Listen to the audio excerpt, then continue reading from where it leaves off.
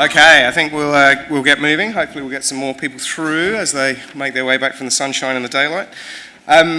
So up to open the afternoon in the scary nap slot, we have David Rudduck and Benjamin DeMarco, who are talking about, and I'm paraphrasing the title, data breach notification is a pain in the derriere.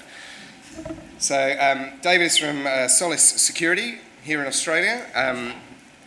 They're going to do their own intros, but I did like the start of each, so I'll just do a quick overview there. So despite a rocky start, which may or may not have involved David repeatedly infecting his home school network with viruses, his school computer network with viruses and getting suspended as a result, David has been involved professionally in the technology industry for over 25 years, developing a passion in empowering boards, business owners and managers to make educated decisions on cybersecurity related risks for their businesses, which I said could have been my bio as well, so that's another story. Ben is with WTW. He has over 15 years of legal and advisory experience, specialising in cyber risk, privacy, technology law, financial insurance and dispute resolution.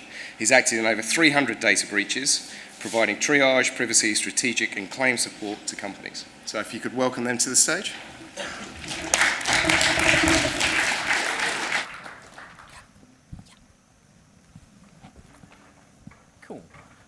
While we get started, we want to make a point of saying that this presentation is not designed to piss off the Privacy Commissioner or any other regulator for that matter. However, if you are with the Privacy Commissioner and you'd like to have a chat with us about this afterwards, we would love to talk to you. Mic drop? A bit early. My name's David Rudduck. As was announced, I'm from Solace Security.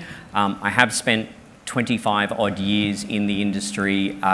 It's been a hell of a ride. My company is now owned by one of the largest cyber insurers in Australia, which also means that I see a lot of what we're about to talk about. And Ben?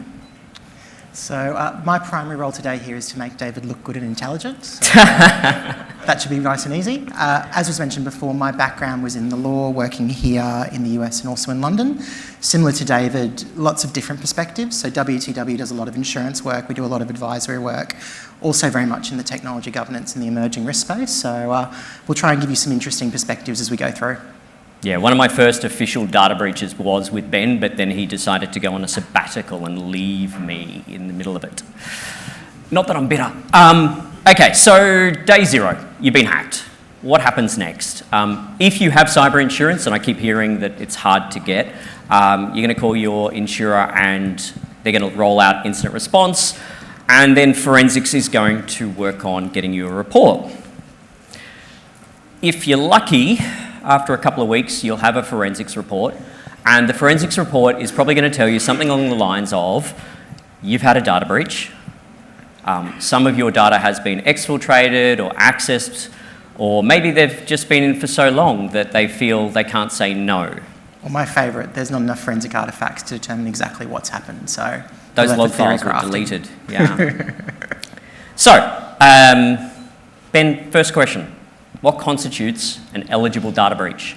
Yeah, so we wanted to start here deliberately because a lot of times we think that there are really defined lines between what you've got to do from a legal perspective and this idea of when the privacy law is attaching to you, you're not notifying everything, you're just notifying what is an eligible data breach.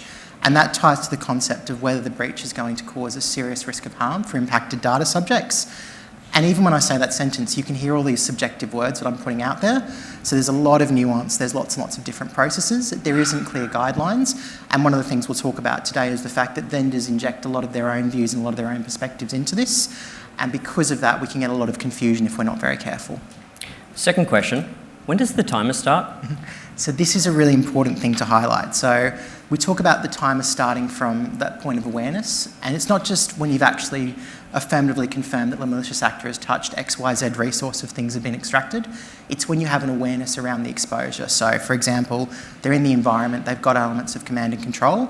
The other thing that is really important is some people will tell you that under the privacy law you have 30 days.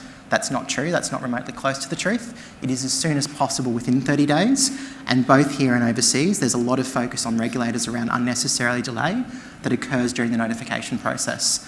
They want things to be prompt, and they don't want to see situations where you're either obstructing or where you're putting in place deliberate roadblocks to essentially frustrate the process of notifying the individuals who we're meant to be protecting. Yeah, to that point, my colleagues in the UK, they have to communicate regularly with the ICO, the Privacy Commissioner, as they go, because that's what the expectation is. So, this is where it gets fun. We know there's been a data breach. I cannot tell you the amount of times I've been on a call with a client and the lawyer has said, do you store sensitive information on your customers? And Ben, did you want to deep dive into this? Yeah, so we wanted to have a little bit of a show of hands from the audience around who knows what sensitive information actually means when we're talking about it from particularly a legal risk concept. People here? So how many people here raising their hands thinks that their organisations have sensitive information? Good, I'm glad we're seeing most of them, but just to add to that, the context of sensitive information is a bit of a work of art.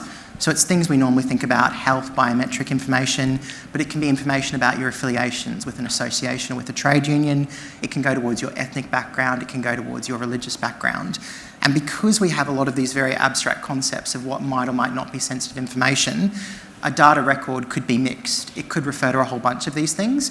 And what you find is the closer that you dive into it, it gets harder and harder to say that a bit of personal information isn't sensitive information. And realistically, I can't think of any business I've ever worked with that doesn't at least store some forms of sensitive information. The answer that we often hear is, of course, no, we do not. Or no, that user has no reason to be receiving sensitive information into their email, except for shadow IT is a problem. I literally went to an auction about 5 years ago, and the young real estate assistant who was helping out the auctioneer was taking photos of people's driver's license as they registered to bid. I happened to know the operations manager for that real estate agency. I rang them up. They had no idea this was happening, but this is the sort of thing that happens in businesses because people just want to make their job easier. And quite often when we go through this process, we find things in places that shouldn't be in the places they are, nor should have they been collected in the first place. And one thing I'll add to that too is we talk about shadow IT, but shadow data collection is much wider than that. It could be what the admin assistant is keeping on their desk. It could be what people have stored in email boxes that they shouldn't. And when you actually start to go down that prism of what data has been collected and why, it always shocks C-suite, it always shocks senior managers because you don't have visibility over the behaviours of that wider staff group. So, we're now at a point where we can choose our own adventure. We have a couple of options to go through here.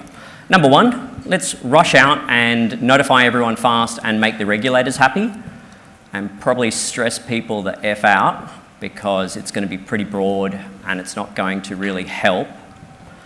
Number two, let's look for every possible way we can to avoid notification and still end up having to do it anyway, and I think you had a point here. Yeah, so we certainly saw, particularly 2-3 years ago, these processes became ways of justifying not having to notify, not having to tell the regulator, or not having to tell impacted customers. A lot of that traditional view of risk is the view of, well, if it just stays under the carpet, no one ever is going to find out about it.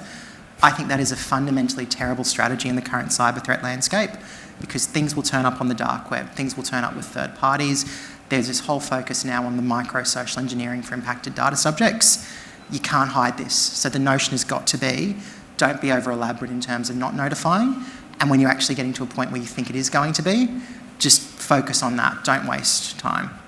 Yeah, and what we're seeing, particularly in America at the moment, is these businesses that take their sweet-ass time to notify often end up with a class action lawsuit because people got stressed out waiting to know what happened, and we're not happy with the way it was handled.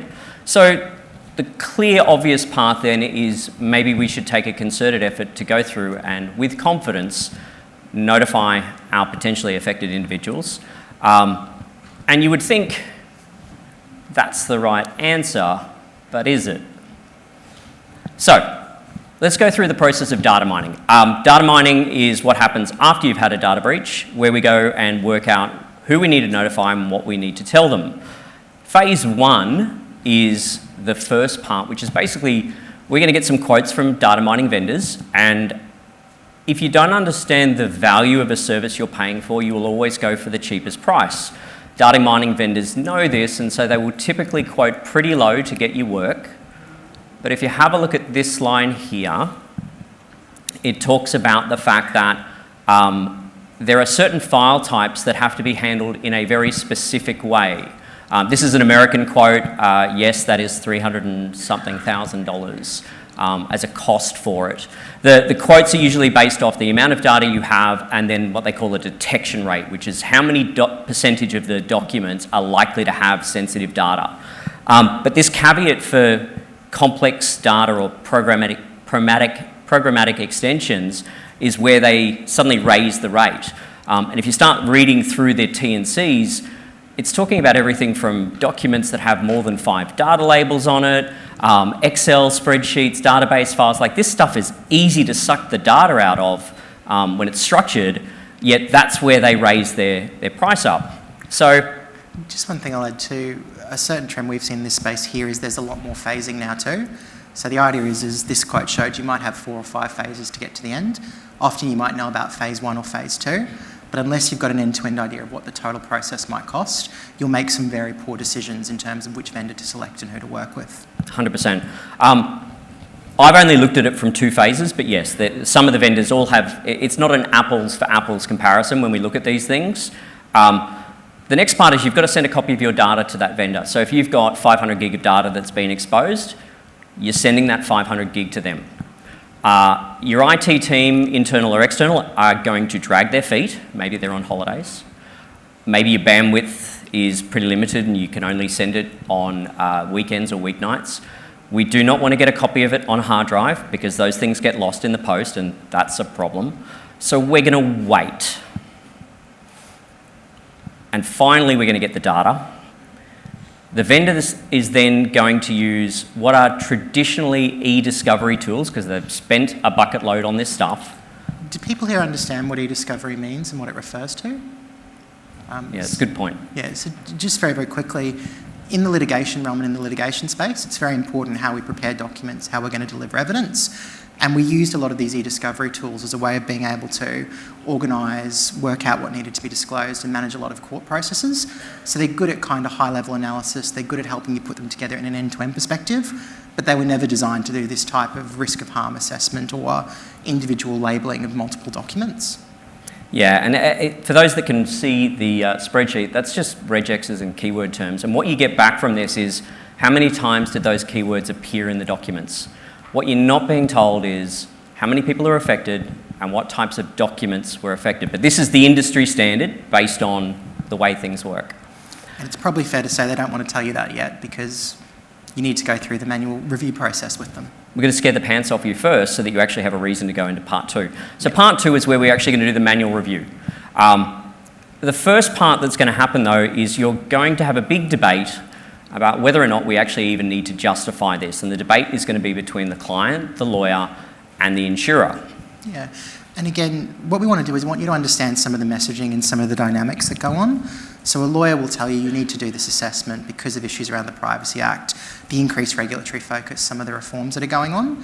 And again, I'm not going to talk about that from a black and white perspective, but you do have to keep in mind that the privacy regulator isn't particularly active. We don't have a lot of fines, we don't have a lot of penalties.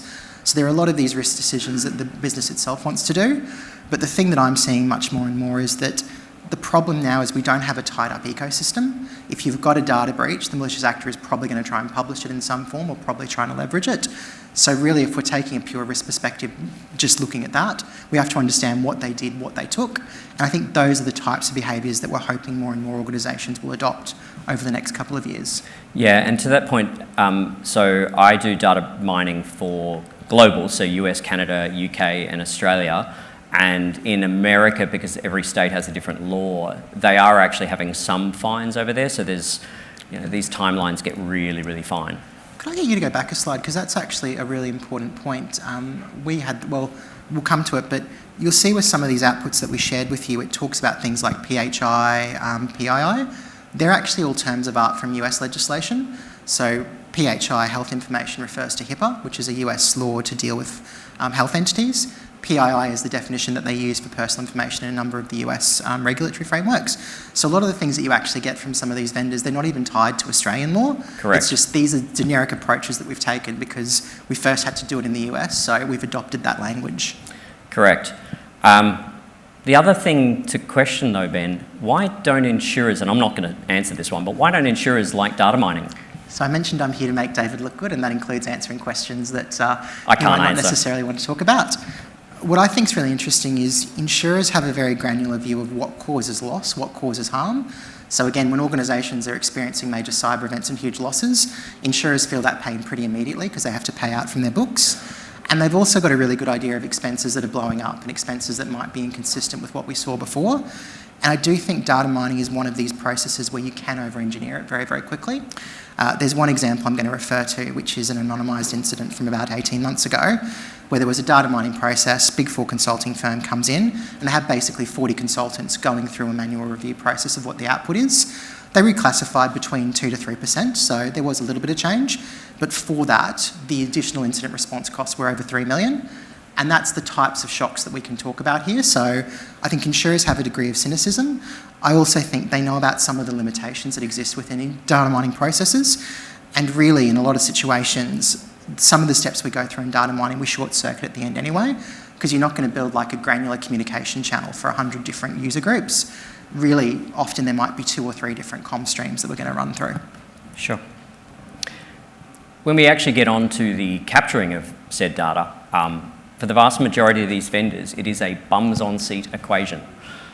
The larger firms will have a large capacity of people available to do this, some onshore, some offshore. But if you've got some of the law firms or IR firms who've turned around and said, hey, this data mining thing looks like we could make some money out of it, they're probably using some of these surge capacity providers as a backstop. And lo and behold, these overseas workers also want to work remote, which means what's happening with security, what's happening with performance, how many people are touching your data that you don't know? Yeah, and 2 things I'll add here is that it's not like there's a certified qualification for you to do this manual data capture review. So again, most of these vendors, they'll just go to whoever they can get in, and particularly with some of the processes that we see for the overseas and outsourced vendors, you don't know what their quality control processes are. You don't know what their data security control processes are. And we had an incident about 3 years ago where an organisation used one of these outsourced firms. There was a suggestion that some of the data got lost and we got into this breach within a breach situation. So you need to be very careful, you need to be very mindful. The other thing that I think is really important that David's mentioned here is that we will see a lot of remote working activities. We will see a lot of the data that you're sharing then being used or distributed amongst what might be 30 to 40 people sitting in Manila. You don't know what's happening. You don't know what's getting purged, what's getting deleted. So we suspect there's actually a lot of data problems and data hygiene problems that sit around this whole industry at the moment. Yeah, so internally, when we're looking at data mining providers outside of our own capacity, we do put them through an RFI. We look at their security controls and all the rest of it. There's a lot of good ones, but a lot of the cheap ones, I wouldn't trust them. But because it's cheap, they often get selected, and that was kind of the point I was trying to make. Of course, because we've got timelines and everything else, you want to go a little bit faster? Throw more bums at it. And it just becomes this ongoing thing of, okay, you needed 20 people, now you need 100 to get it out the door in a certain timeline. Finally, after thousands of hours of work, you get a spreadsheet. The spreadsheet tells you who was affected and what was stored on them. And then the lawyers have a go at it. So I think there's 3 points I want to mention here. One is that I'm not going to pretend that lawyers have an end-to-end understanding of everything that goes on with data mining or that they're all going to be literate in all these types of things. So there's an upskilling and a self-learning process that they're going through.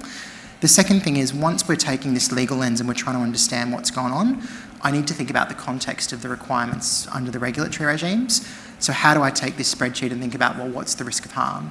What's the nuance of how that might be used by the threat actor? What are the things that I know in terms of the way in which these data records have been stored, how they've been used, how they've been kept? And there's lots of areas for conjecture, there's lots of areas for opinion, so you can get a whole bunch of different views and a whole bunch of different perspectives of what you want to do. I think the other thing too that's really, really important is we've seen, particularly off the back of Optus and Medibank, that what we do in these notification processes, how we communicate, they drive a lot of the complaints, they drive a lot of the behaviours that we'll be investigating, the wider board, the wider C-suite and the wider risk management team. So the view of legal sign-off becomes pretty critical for these types of processes. And that's why you will see a lot of time spent and a lot of energy that goes into this particular stage, even though the technical process has notionally been completed or almost completed. Yeah, and so a typical example of this is you might have a cohort of people that are pretty low risk. We'll put a notification up on the website. Maybe, depending on the sensitivity of some of the data, we need to have some one-on-one counselling with some of those people, and then other people it might be a credit monitoring service and a direct letter notification.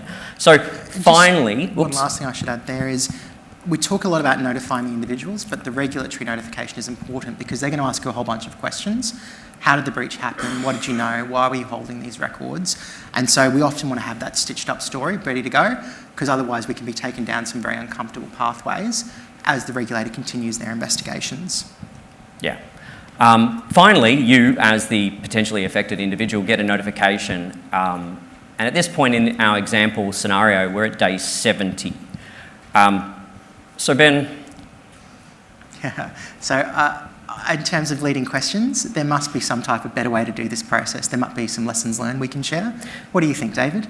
Of course there is. But this isn't about that.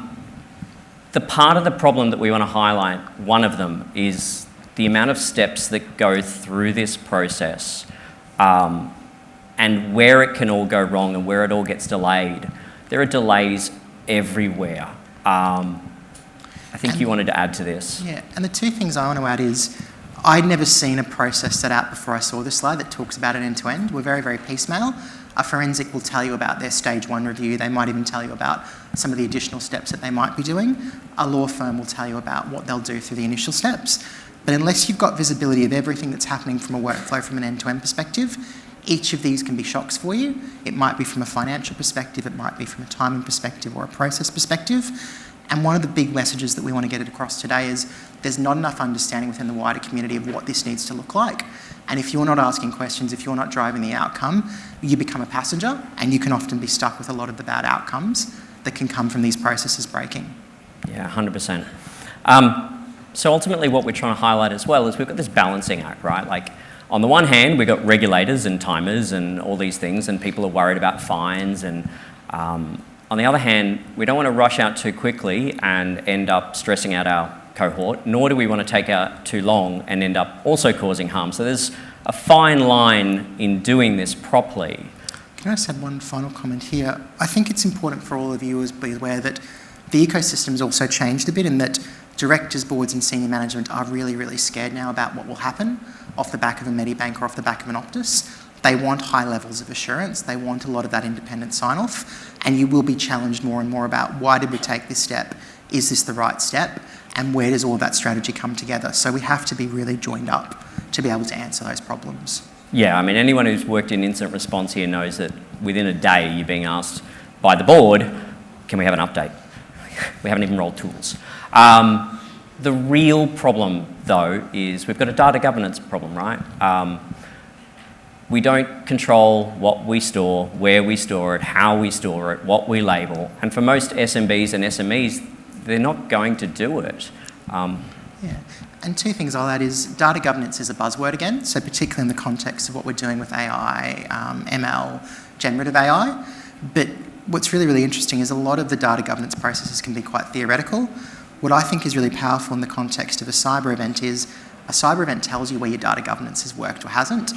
It's a really good way of understanding where we're collecting things we didn't know about. Did we not have the right approach to identifications? Did we not have the right approach to audit and checks? And what we're saying to a lot of organisations is think about the challenges that you'll face during a cyber event and a data breach and use that as some of the pillars for what you want to do for the data governance strategy, because they're the things you can deliver on and they're the things that when you're actually in trouble, you'll want to know that you could do, or if you couldn't, you want to at least have some type of strategy or backup plan. So some takeaways, and this is more if anyone needs to take screenshots of those things. We've kind of talked through a few of them. Anything you wanted to add there, Ben? Yeah, so I'll focus on the first two. So we've talked about end-to-end understanding. This is a process that you're going to go through. There's an outcome that you're trying to deliver, and it's tying up the legal risk, the reporting, and also some of the reputational issues. If you have those as guiding principles of what you want to get from the different stages and the vendors, you'll do much better. And the last thing that I want to mention here is that some of the vendors and some of the law firms are deliberately opaque. Sometimes they don't understand everything that sits within the box, and sometimes it's in their interest not to tell you all of these things. So push back, challenge. If quotes don't make sense, if proposals aren't making sense, you should ask questions. You can look at pre-onboarding and different types of strategies to make sure that some of these things are bedded out before a cyber event. And again, I think our real point here is that it's costly, it's expensive. If you're going to have to pay all these costs, whether you've got insurance or not, you should at least know how they're coming about and why they're coming about. So actually be a viable stakeholder and someone that's pushing this.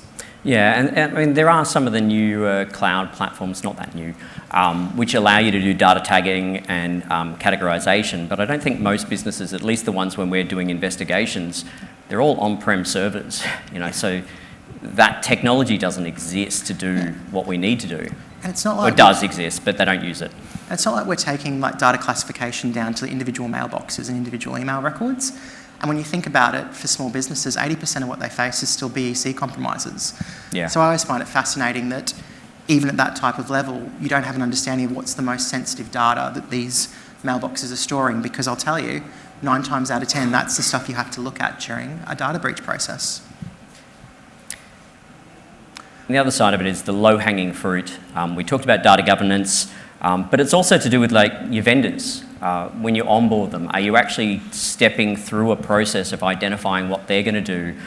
Really good example, we did a audit for a club, like an RSL type club a few years back. They were using one of those terminals at the front of the business to scan in everyone's driver's licenses as they went through. And we asked the vendor, where does that data store? And is it encrypted? And they said, it's stored on the customer's server. We asked the customer, do you know where that server is? It was some old desktop in a back room. No one knew what it did or what was stored on it, but that had everyone's scanned driver's licenses on it. So there's more we need to do as customers to our vendors and make sure they're not putting us at risk.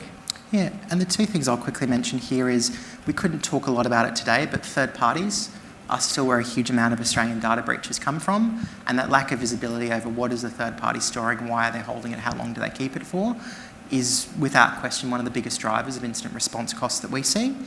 And the last one that I want to mention here too is that process around understanding the data that we've got, how we're going to preserve it, helping someone like David come in and be able to be really proactive in the first 12 to 24 hours, it's still one of the most critical investments you can make from incident response perspective.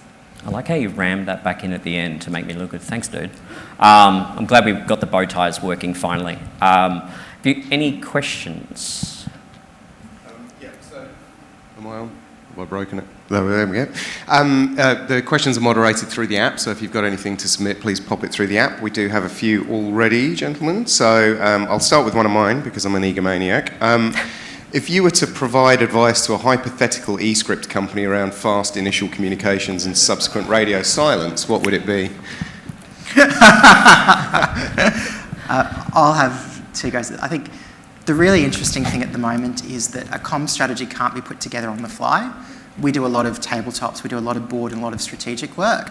And as you go through these exercises, often their initial reflex for how they're going to communicate and what they want to do, when they test it, they change their minds. So I think it's really, really telling when an organisation has or hasn't developed a proper comm strategy in the cybersecurity and data breach space. And the second one is too that we do have to be a little bit fair to the organisation sometimes. You don't know everything until, as we've talked about, day 60, day 70. Yeah. What are you going to do? Are you going to give incomplete information? I have in my mind a breach I worked on in the US where government-aligned agency, they wanted to notify quickly. They thought 5 million people were impacted. Someone misread a log. It turned out it was closer to 500. The amount of harm you had to unwind, the regulatory scrutiny, all of those challenges. So going half-cocked can be just as dangerous as not going at all. Awesome. We have a question from Daniel. What are your thoughts about how serious harm, as defined in some data privacy legislation, is going to be interpreted by organisations? Oh, the legal answer is it depends. And I got schooled on this by Ben and a few others. The legal risk of harm, there's so many contextual elements that go into it. It's complicated. That's all I can say. Yeah.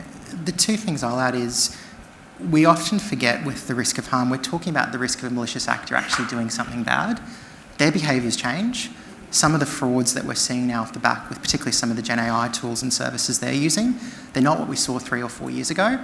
So a risk of harm assessment, it can't be black and white. It's got to capture that nuance and it's got to actually capture that understanding of the threat landscape. The second thing is too that the reason why they are so vague is they want the organisation to have to make some type of assessment. They want the organisation to think about who are the data subjects, what's going on, what might the malicious actor do, and what might the harms be.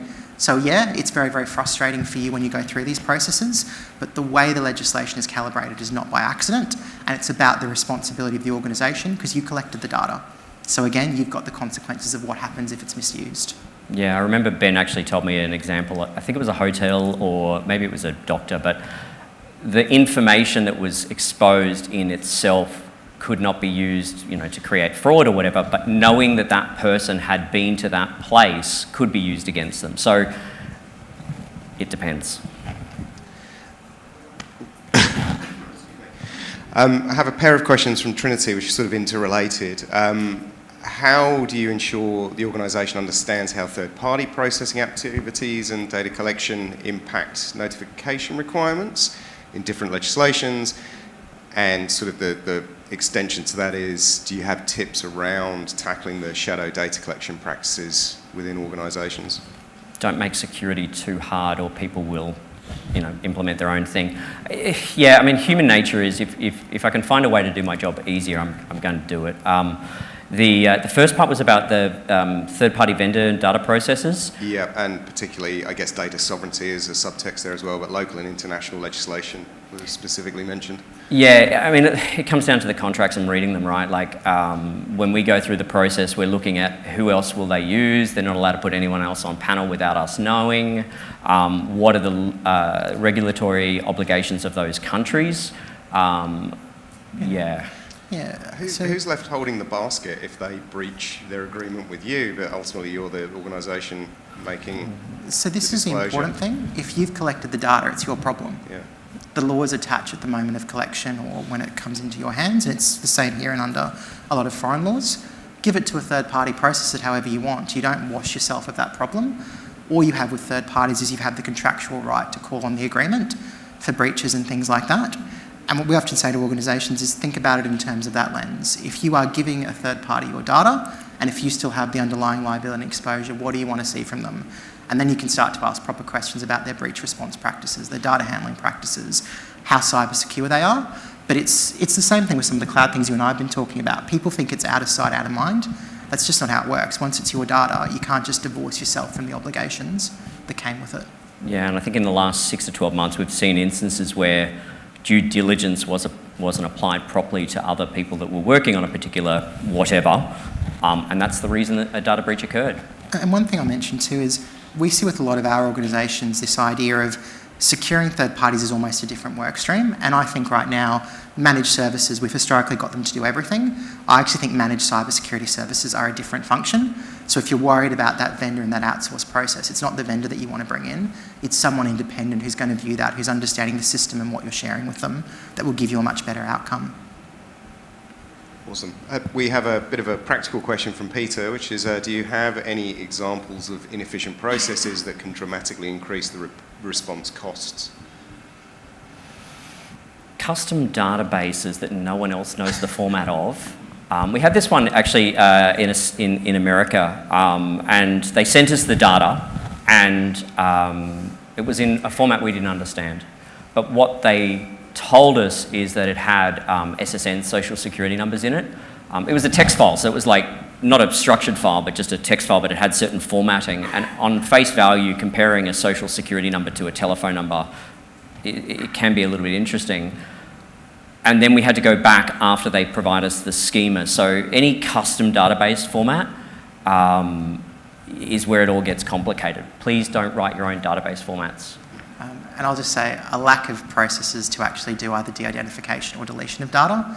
Some of the clients you speak to and they're holding on to things that are like 20, 30 years old. There's no legal requirement for it. What are you doing? Because each of those need to be reviewed if there's a breach.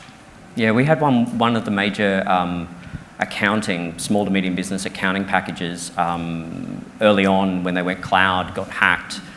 And obviously there's a lot of sensitive data in there, but there was no auditing of who logged in, where they logged in from, what they did, what they accessed. It's like, well, okay, we'll notify everyone.